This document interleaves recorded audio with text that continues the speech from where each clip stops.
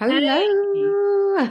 hi Melinda. How are you? I'm really good. Thank you. Thank you for inviting me. I'm very excited to be here. Oh, Hey, good. We're very hello. excited to have you. Are you having a good day? Um, yeah, so as I said to you, people sort of drop in at any time they feel like, and a lot of people will watch it later on replay. So, I'm very pleased to introduce you to Melinda, who is one of Andy's coaches at the Public Speakers University and Professional Speakers Academy. So obviously that's how I met Melinda, and we're delighted to have her here today. She's talking about, I'm going to let her explain it, but it's a kind of different way of thinking, something that will apply to you at any stage of your career, but very useful, particularly at this stage of your career when you're just kind of starting out on this journey of what it is to be an employee, or maybe at some point in time a business owner, or what it is to be in this scary old world, and how to cope with it all, and how to make it better for yourself and not just rely on life to make things better for you. So I'm going to hand over to Melinda. Thank you so much for joining us today. You can share your screen if you want to, or you can just talk, whatever you prefer. I will share my screen in a moment. Thank you. Thank you for a great introduction. Hi, everyone. So yeah, I'm Melinda Mulcahy, and I have a story to tell about how I found curiosity. But first of all, what I want to do is I just want to run through just briefly what I'm going to be doing today. So first of all, I'm going to really be sort of talking about the massive difference between not getting what you want and getting what you want, from the absolute level of struggling to cope mentally, to if you're struggling with stress, if you're struggling with any kind of difficulty, whether it's coming up against a problem time after time, whether you're not able to achieve your goals, whether you're not able to progress in any area of your life. This applies to every area of your life. And then to consider where you could potentially be, to maybe think about how you can or where exactly you want to be, what you want to be doing in life, to imagine that there is a place that can actually or a potentiality where you will actually achieve your dreams. So I want to really talk about this incredible concept that takes you from either suffering with stress to total potentiality. Okay, so I'm going to just share my screen now.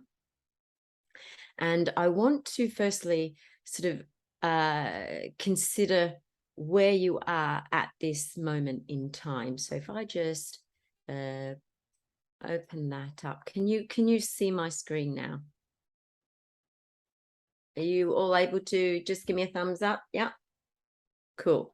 And I'd really love for you to turn your mics on if you can, and just butt in whenever you like, because it always helps me to know that you're actually listening and that you want to learn, because one of the 70 benefits I've found so far for curiosity is learning. This is your greatest mechanism for learning and memory retention, which means greater intelligence. So please do butt in at any time. No need to raise your hand. Just go, excuse me, Melinda. Okay, so off we go.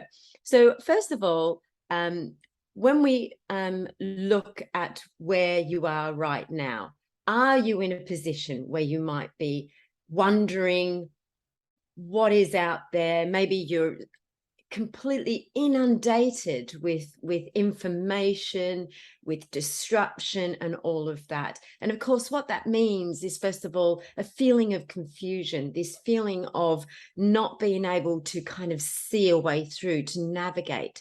And as a result of that, perhaps you've tried to raise your awareness, your levels, your skills by maybe doing more courses. But even so, perhaps you've reached a degree, but you're unable to move forward. You're not able to get higher up the levels that you want to achieve. And potentially this causes even more frustration. This causes even more stress. And then you start to doubt yourself, perhaps then making you sort of begin to, think, well, what am I doing wrong? So you're concentrating perhaps more on what you're doing wrong than what you're doing right. And as a result, that can even lead to you hiding away, maybe relying on substances, potentially alcohol or drugs or whatever it is that enables you to cope. And as a result, of course, then you start to feel completely lost in the whole system of life, this whole incredibly complex process of life. And then you start to sort of think to yourself, well, hang on a sec, you know deep down inside that you're perhaps doing something wrong, but you don't really know what it is. Well, these are just symptoms, and these symptoms can eventually lead to lots of different things that can trigger not just stress outcomes, but the outcomes of serious health issues. So where would you prefer to be instead? Well, maybe you do want to be in a place where you're not just achieving your goals, you've absolutely smashed your goals and you're feeling really, really good about that. And as a result, you're deciding to sort of look at maybe how you can even progress that. You've stepped into this concept of potentiality, of pure potentiality, where you're able to achieve all of your dreams. So then you start to kind of feel much better. You've got more energy. You're able to cope much better. You're able to think through situations much better. And even your friends begin to notice. They were even asking, what's your secret? So how do you get from these difficult feelings and thoughts and outcomes to be able to enable you to move forward into full potentiality? Well, I believe you can actually get there by adopting a very different way of thinking. So what this means is that this is a thinking process that enables you to navigate through discovery. This is a process that enables your brain to relax and to be able to see opportunities much more effectively so that you feel calm and in control. And what I'm talking about is thinking with curiosity, with more curiosity, by asking questions. And those questions lead you to open your mind up to start to engage in life much more, and even to progress in life much further, to enable you to not just function better, but to feel good as well. This is about feeling good as well, because what happens with curiosity is it actually down regulates your stress hormones. It enables you to think more rationally, to keep calm and in control, which means that you're able to open up your brain to be more creative in your thinking processing. Does that sound really good? Yes? Great. Okay. So I think, so really what I'm talking about, the difference really between winning and losing. It's really just how you think. So what I'm talking about is how you think, okay? how you navigate situations effectively, and not just effectively, but to your advantage, so that you can see better potentials, you can see greater opportunities that lead you further up to where you need to go. Because very often when we sort of when we come up against situations, we butt up, and this is because we're asking the wrong questions, which causes stress and enables you to feel out of control, enables you to question yourself rather than questioning potentiality. Does that make sense? There's a big difference. So instead of questioning yourself, you're questioning in a way that opens potentiality. So I've kind of skipped on a wee bit here. And this also, by the way, reduces your monkey mind. I don't know if any of you have ever heard of this process, but monkey mind is this feedback of your self-criticism, because you're designed actually to continually question what you do all of the time. And that questioning leads to meaning. And the meaning, and what I'm referring to here, is that the brain continually wants to learn. So in actual fact, you're designed to learn, regardless of what it was Isaac Newton who originally sort of suggested that you were designed to just survive. But actually that was taken completely out of context. What he meant was, you're designed to evolve. You're designed to adapt.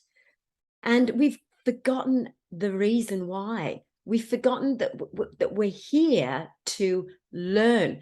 And when you trigger learning, when you trigger this concept of discovery, what it does is that it makes you feel amazing, and it just really empowers you and drives you towards the goals you seek. So curiosity is essentially your greatest driver as well. It enables you to rationalize better. It engages your conscious thinking mind, and it allows you to rationalize problems in a way that solves and helps you to think towards better solutions.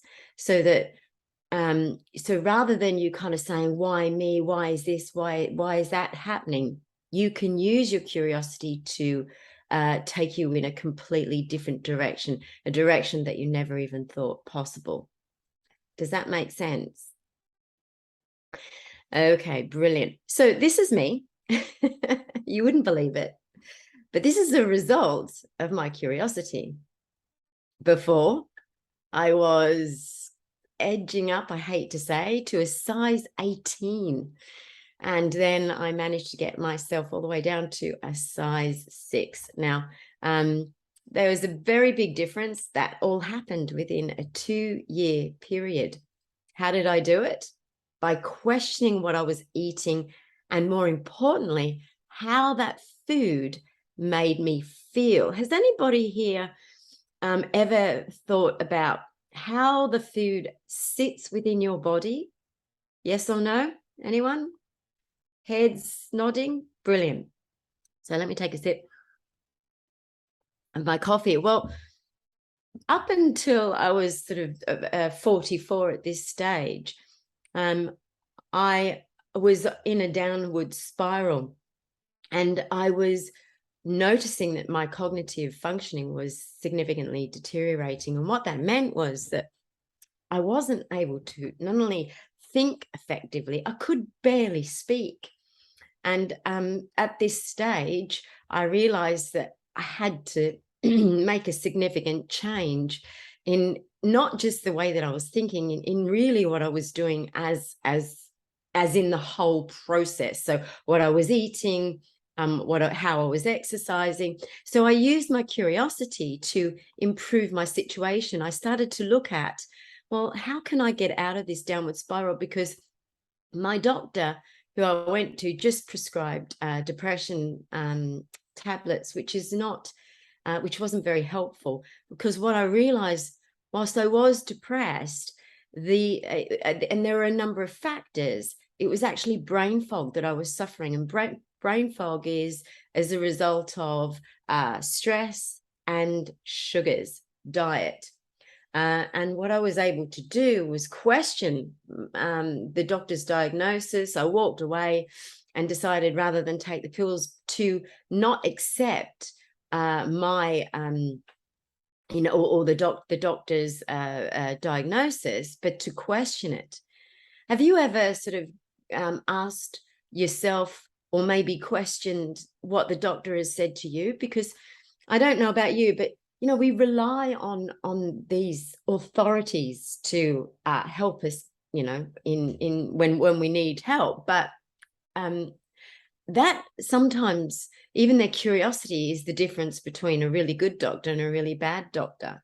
If you've ever come across a really good doctor who is very curious about you, they ask all sorts of questions. They don't just tick the boxes that they're supposed to tick. They get curious about, what exactly is going on with you, to figure out how they can help you. And that is the difference. That's the difference between those who are high achievers and those who aren't. Those who are really, really good at their job, and those who are leading people, and those who are really, really struggling in life. It's really just a question of how curious you are. I actually think that is the foundational element that determines all successes. And science seems to be proving me right on that. So I was able to question myself, question my diet, question my thoughts, question everything. And this led me to get through, I think it was, I think I dropped a total of 5 or close to six stress sizes. So yeah, the difference between thriving and barely surviving is how you think. So I always talk about curiosity as saving the cat. Has anybody heard that old what is it, adage, or I think it's my thing seems to have gone into automatic mode. Let me just pause right here. Yeah, the old adage, curiosity killed the cat. Well, let me just pause here a moment, because if you're curious, that is, what I would say is that old proverb was taken completely out of context from a Shakespearean play. Now, Shakespeare wrote a play called Much Ado About Nothing in the late, I think it was 1599 when he wrote the play. And the line specifically says, what does it say? I can't remember the full line, but basically it refers to, someone's coming in. Yes, Leo just arrived. Oh, sorry. What courage, men! What thou care killed a cat. Thou has metal enough in thee to kill care. Now, this had nothing to do with curiosity. This had to do with worry. Where worry will get you killed. You have courage enough to cure or to conquer worry. So it had nothing at all to do with curiosity. But that line was subsequently taken completely out of context. Now, there are lots and lots of different reasons why people think curiosity is a bad thing. Curiosity is often, in religion, when we look at it, what opened Pandora's box. We're talking about, it was, of course, curiosity that drove Eve to bite the apple, that brought humanity to an end, and all of this. So there's a lot of negative connotations with curiosity. And when we look at curiosity in terms of education, our education system really doesn't like curiosity. Why? Because it's the opposite of conformity. And of course, the education system requires a degree of conformity for students to learn. But what happens is that we then take these concepts, these principles, and we've now then adopted them for life. But we need to really break these concepts. We're at an age, we're in an ideas revolution. And so we need to be able to think more creatively. We need to be able to challenge concepts. And we can only do this by using our curiosity. So I like my little doggo there. Right now, and when we talk about, agree with you, Melinda. So if it had not been for Gary and my curiosity about how we could do things differently, this whole social media Kickstarter training academy would not exist. So we're totally with you on that one. Yeah, I mean, Steve Jobs says that. Steve Jobs often would say, "Be curious." Yeah, all the time. And you know, when you look at Google, the Google founders, I mean, the whole premise of Google was entirely built around curiosity. If you look at every single achiever in the world, their achievements are based and built entirely on curiosity. And unfortunately, most people who talk about certain traits, skills, they refer to creative thinking. I know, I think it was LinkedIn who recently, or I think it was 2001, their latest list of top skills. And if you look at all the top skills, creative thinking being one, and then you look at all of the hard skills, which are the sort of jobs that you need to do, you need to be curious. Absolutely. And there was a Pulitzer Prize winner who was I think a guy called Thomas, who wrote that at the basis of your emotional intelligence and your intelligence, so your EQ and your IQ combined, curiosity is better, because it enables those two elements. Now, this is a guy called Stephen Kotler. Stephen Kotler talks about high performance, and he specifically refers to curiosity as the means for getting you through, the challenge of becoming an entrepreneur, because it can be a very long process. My process of curiosity has taken me so far 7 years to develop this concept. How do I manage to stay motivated? Because I probably work 16 hours a day, practically every single day. How does that enable me? How does that give me the grit, the desire, the passion, the motivation to continue? Well, Steve Kotler actually says it's through flow, triggering flow. But he also says at the basis of flow is, guess what?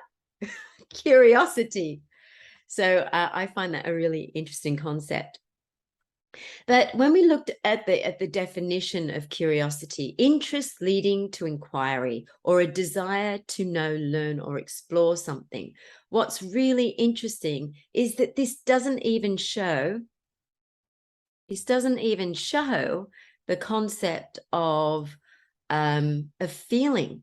But have you ever wondered what love feels like? Have you ever had a burning desire to know what something feels like, what something tastes like? This is your curiosity in action. So even the dictionary's definition doesn't really do it justice. And we need to question why. The reason why is there are very few experts in the world that talk about curiosity. And because it's quite academic, it's quite woolly, a lot of people really struggle with the whole concept. So it's very, very difficult to even explain to people what curiosity is. But in my experience, I've tried now very much to, and Carol will know, Carol has seen me go over and over and over how I can possibly describe what curiosity is. So I'm going to see if I can try now. Now, I'll just stop here, which curiosity is both, well, it's actually three things. It's your engine, it's your fuel, but it's also your ignition that takes you from where you are to where you want to be. And when we look at early development, it's how you've developed so quickly over such a short period of time. Your greatest development being the first 7 years of your life. It's how curiosity is how you are able to develop so rapidly in that time. So what we need to do is we need to question how that works, why that works, and how we can capitalize on that particular element so that we can remain in curiosity more often. So curiosity is the sweet spot for development, opportunity, and success. Curiosity was really how Einstein unlocked his genius. And this is a massive understatement to say I've no special talent, I'm only passionately curious. He knew the majesty of curiosity, but this particular quote gets bandied around a lot with very, very little real knowledge about what it really means. But I believe it unlocks phenomenal, unlimited potentiality. And it also unlocks a better way, a freer way of living. It unlocks also better health. And here we have a guy called Gary Vaynerchuk, Gary V, some people call him. He is a social media guru. He attributes his whole success to curiosity. And here we have Sarah Blakely, billionaire. She says, stay curious. Now, this lady continually talks about curiosity. And she's continually trying to push boundaries, because even when you get to this level of achievement, she still wants to push herself. She still wants to remain fresh and young at heart. And she wants to have fun. And she does so by being continually curious. So, high achievement is powered by your curiosity. And when we look at the brain, how we can stop this brain equation, I like to call it. And I just want to sort of just pause here for a moment, because this is really quite important. At the moment, most people are stuck in what I call the mind battle equation. And I've tried to list it all here. Hardwired fears, your emotions and conditioning, what we think we know. So what we think we know is based on past experiences, plus messy emotions, memories, and our ego.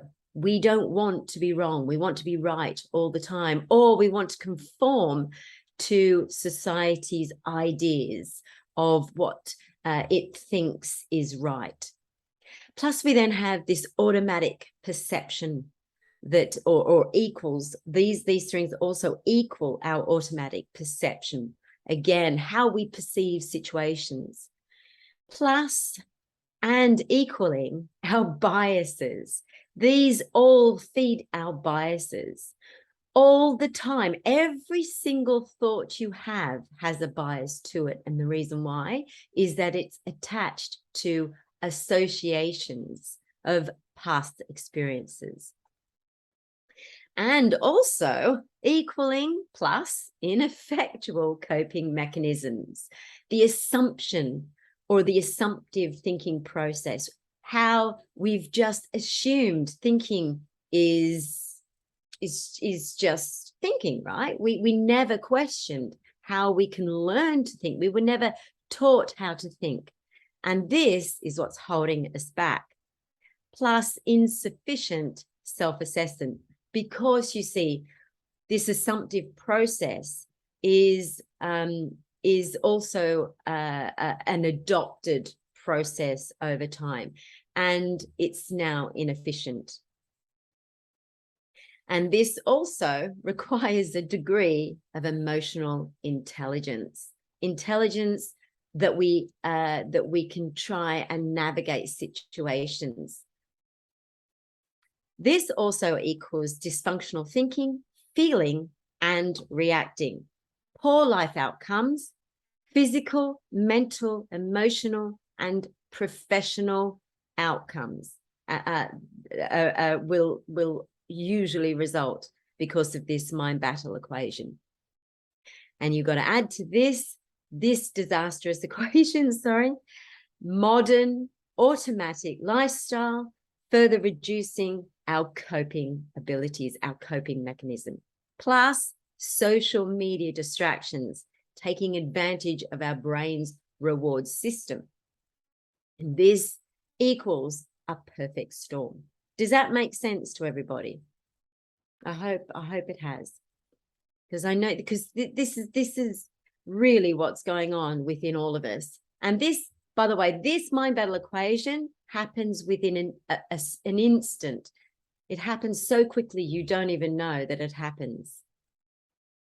And when we look at how dopamine works, the brain chemical that's always been associated with reward. Now, new science shows that dopamine is actually not from the reward itself, but the desire for a potential reward. Now, that's a big, big difference, because when you look at the way curiosity works, you'll realize that it is triggered through curiosity, through a particular way of thinking, because your curiosity is the desire for potential rewards. This one question, when I went through my story, I always asked myself one simple question. And in fact, Andy, I don't know whether you saw it, Carol, in the thread of communication today, he also highlighted how he has evolved.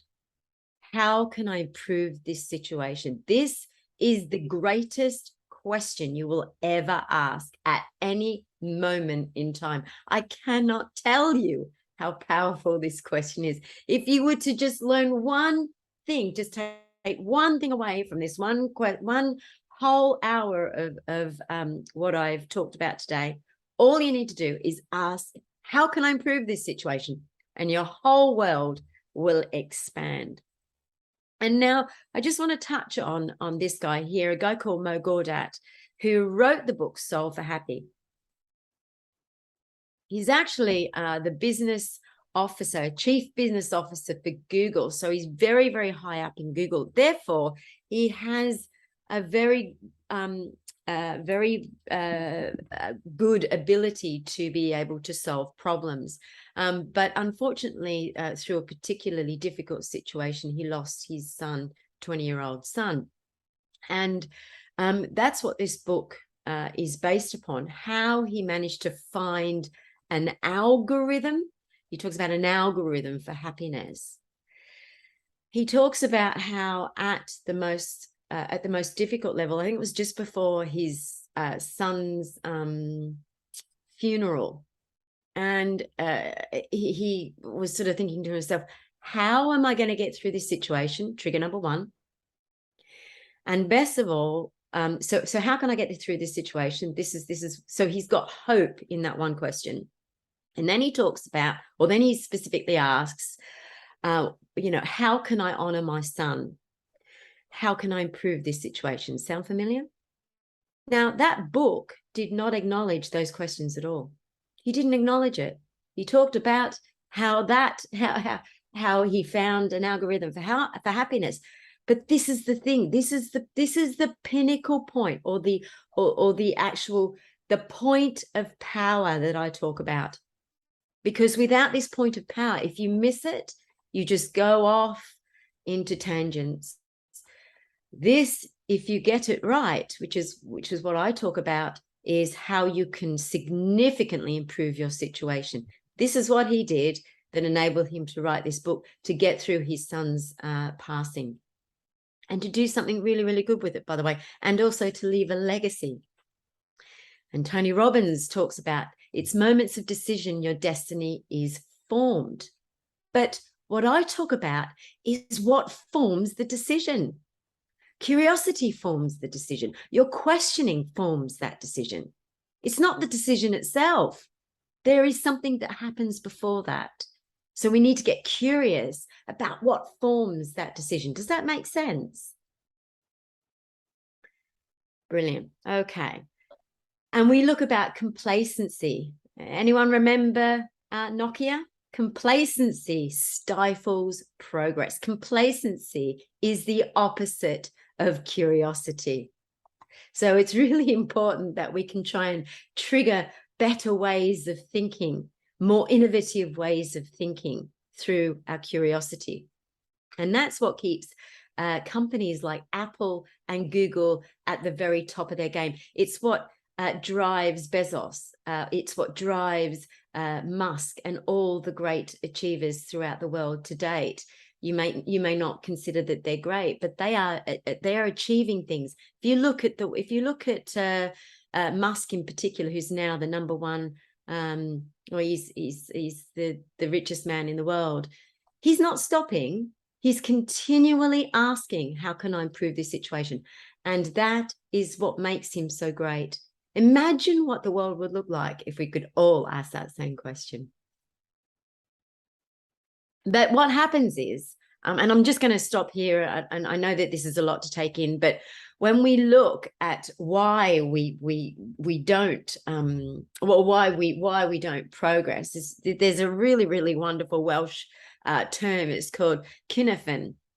It's a Welsh term, and it signifies multiple factors that are within our environment that we don't see. We actually pass these things all the time.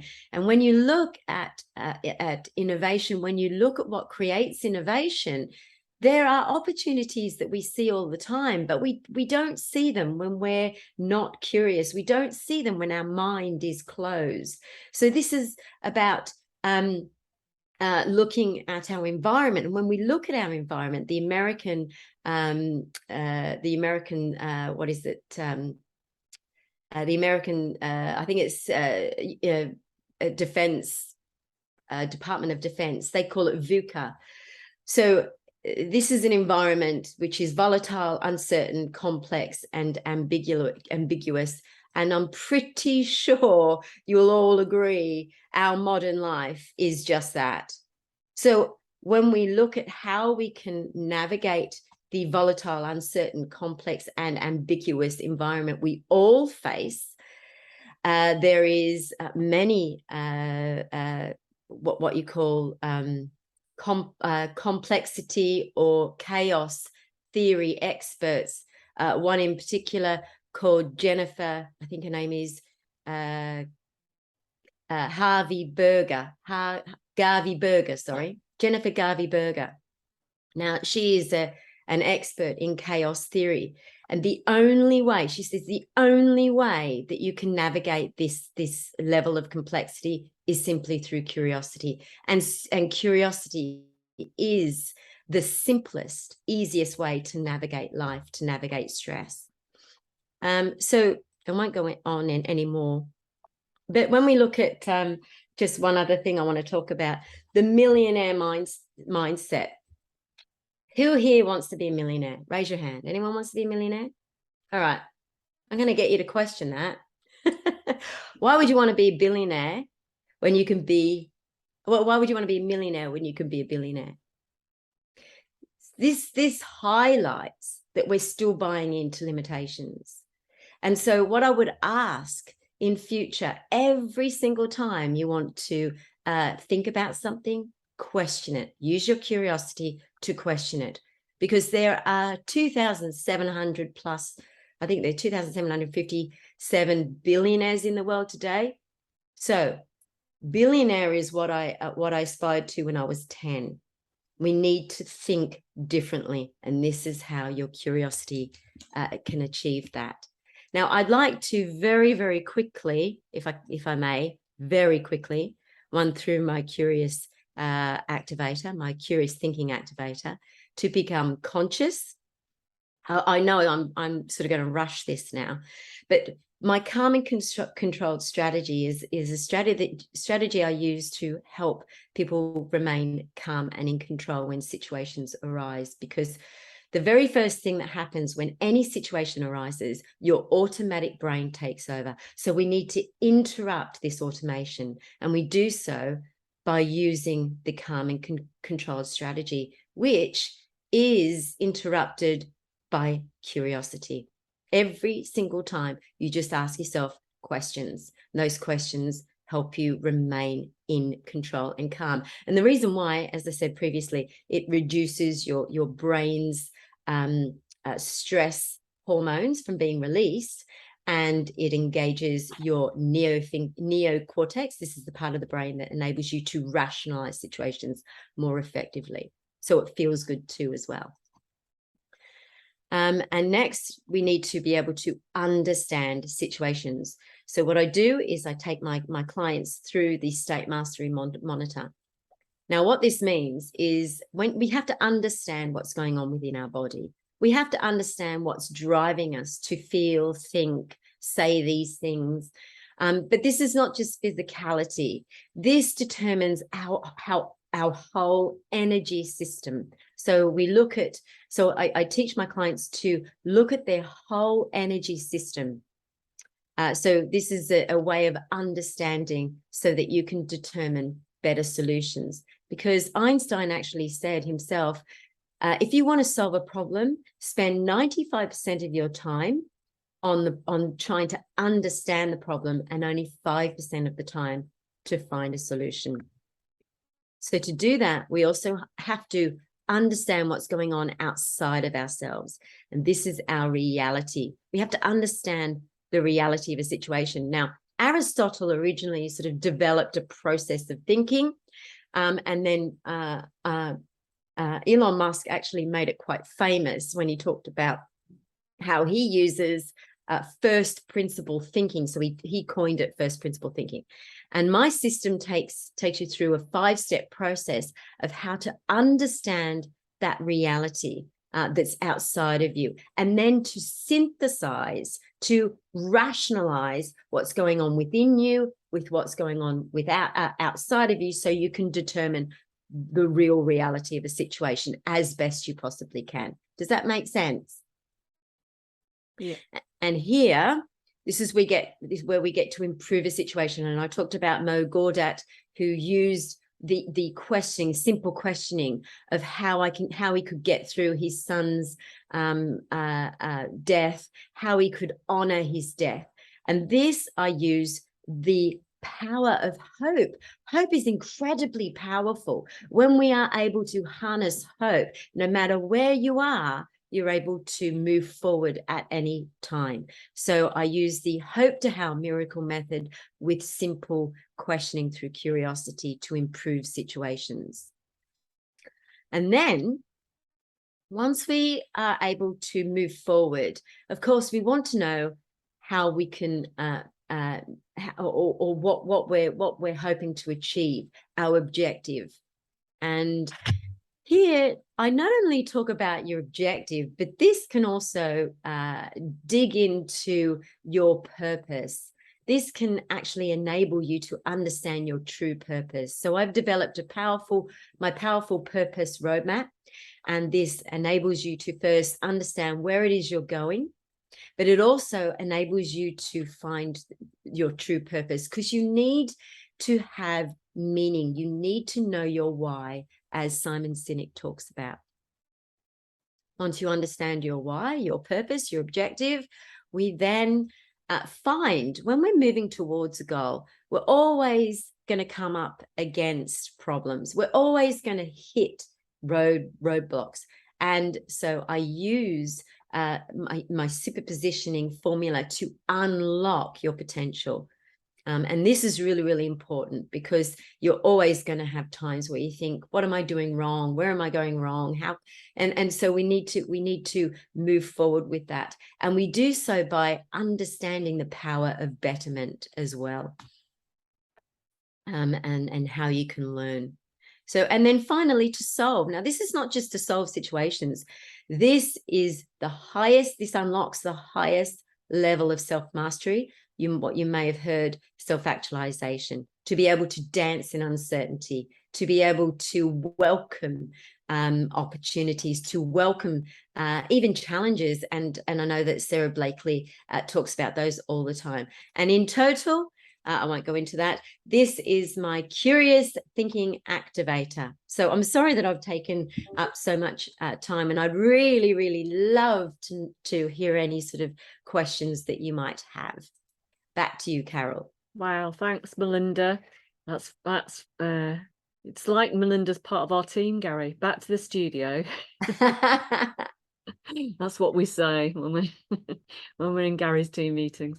Shall I stop sharing, and then yes, I can? Thank you. There we go. Brilliant. Okay, so yeah, I fully agree with everything that you said. Thinking and is something that when we don't really think about. It's just something that you do, like learning language, like learning to speak.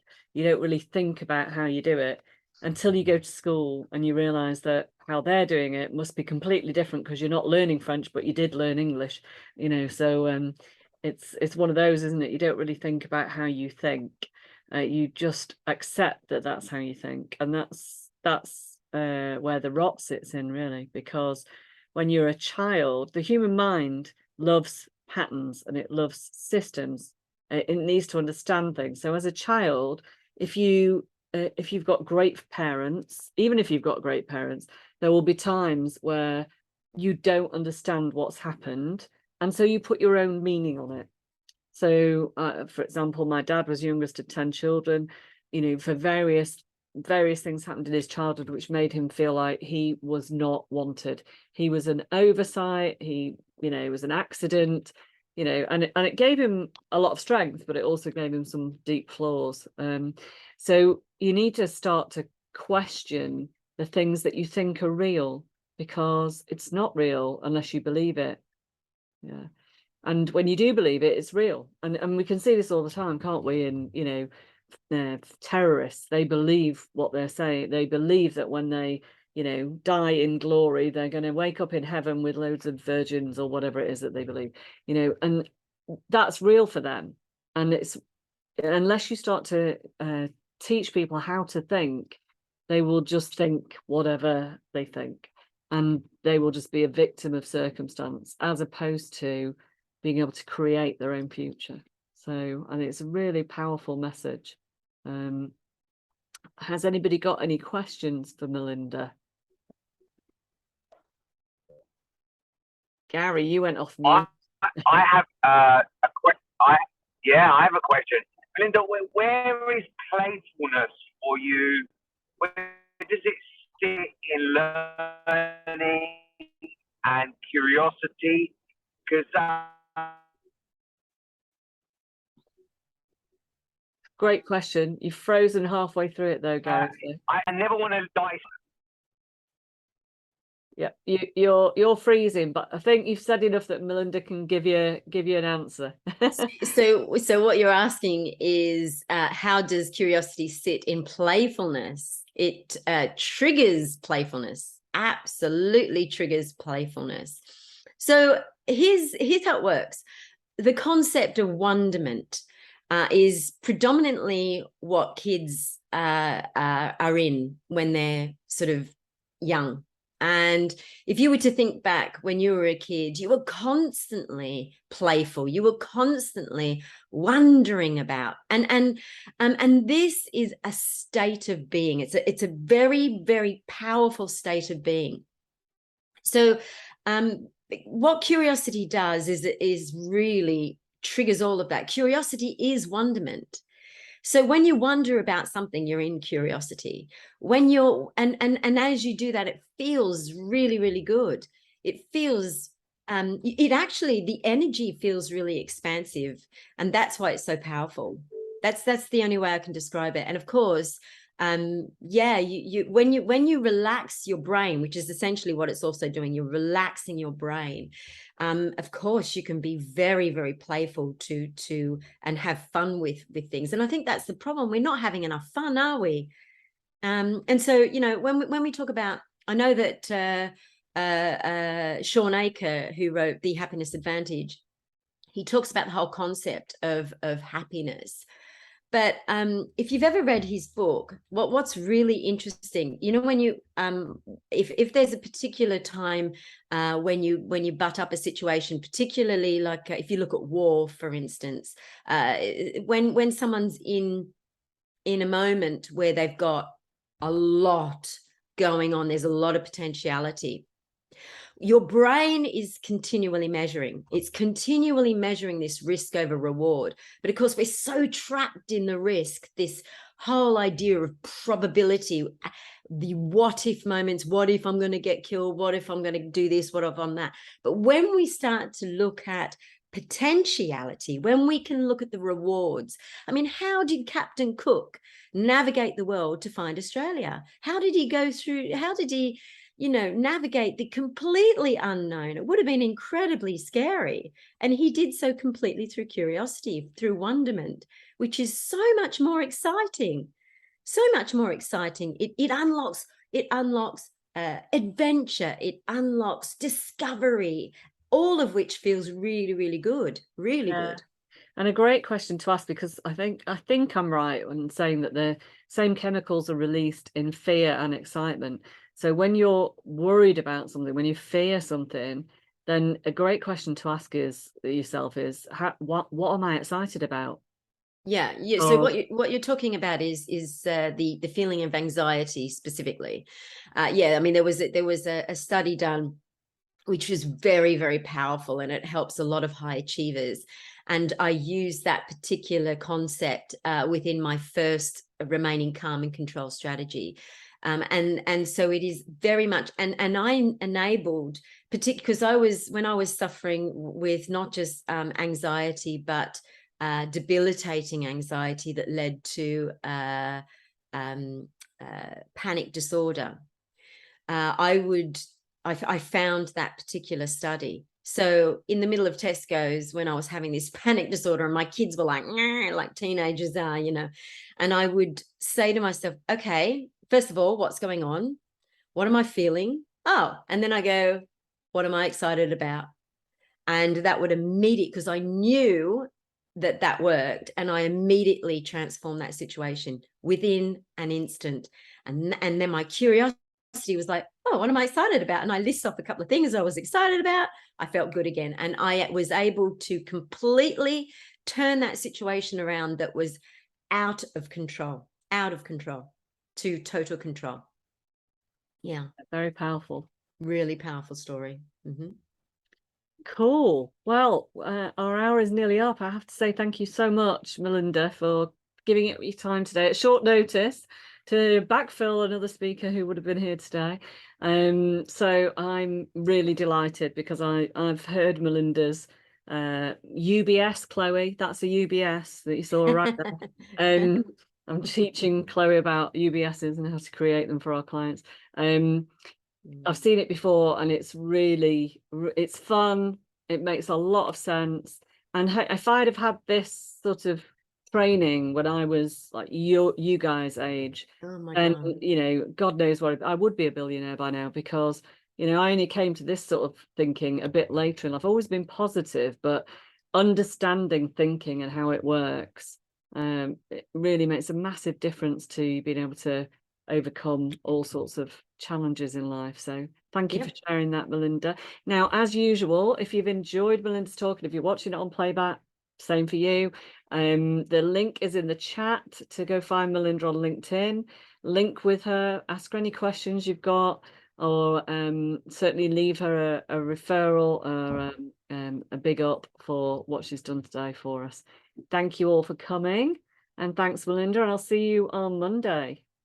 Thank you. And can I just say, remember, every single person can be curious, and every single person has the potential to do whatever it is you want to do. All you got to do is just follow your curiosity.